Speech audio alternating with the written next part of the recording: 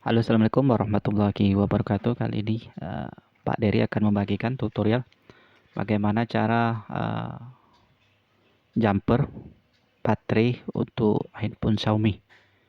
Jadi ini kalau misalnya baterainya bagus, tidak bengkak, tidak kembung, tetapi dia dicas hanya restart saja. Jadi restart logo saja seperti kerusakan program. Tidak bisa masuk menu kalau misalnya kita cas seperti itu. Ini kita hidupkan tidak bisa, hanya logo saja kalau kita cas. Kemudian kita cek baterainya tidak ada kerusakan ataupun bengkak di baterainya ini. Itu biasanya ini kerusakan akibat mungkin short di PCB casnya. Jadi ini kita sudah bongkar.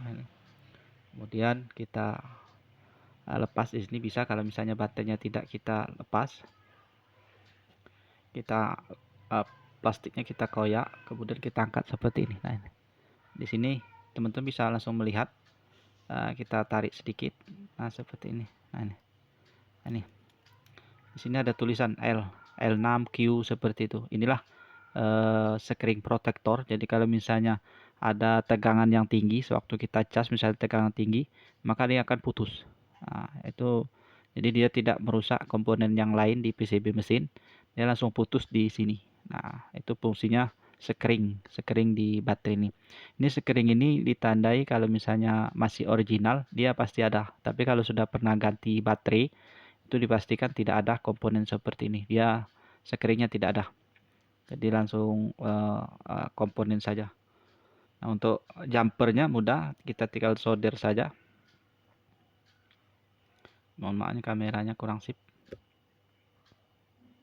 agak ngeblur. Nah, di sini teman-teman bisa jumper saja di baterainya tadi. Mohon maaf, ini kameranya kurang sip. Kita fokuskan terlebih dahulu.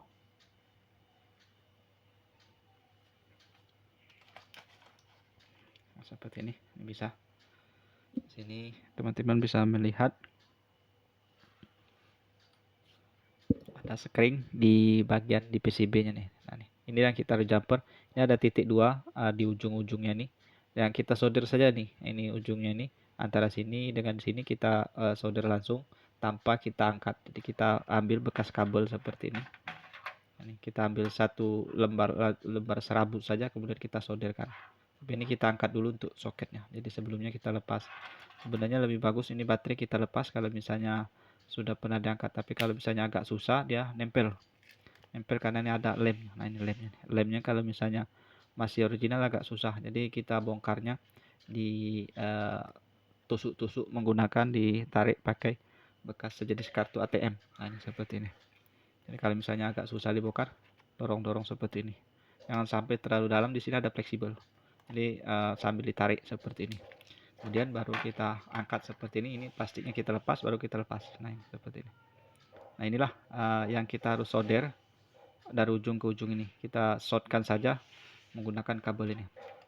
Nah, ini kabel ini caranya aman. Jadi kabel ini berfungsi juga sebagai screen. Jadi kalau bisa ada lonjakan arus yang tinggi, ini otomatis putus. Jadi jangan dikasih yang tebal untuk kabelnya seperti itu. Jadi berfungsi sebagai screen.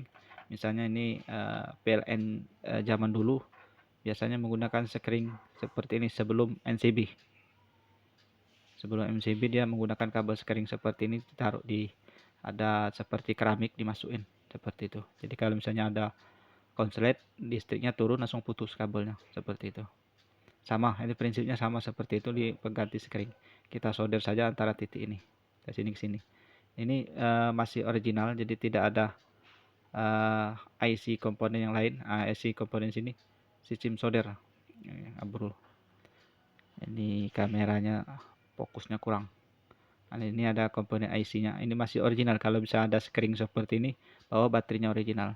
Kalau misalnya kita mau ganti baterainya bengkak, misalnya mau kita ganti, usahakan bekas fleksibel PCB ini kita pasang dengan yang baterai yang baru tadi, kita ganti. Jadi ini yang baru baterainya, tapi PCB tetap menggunakan yang asli.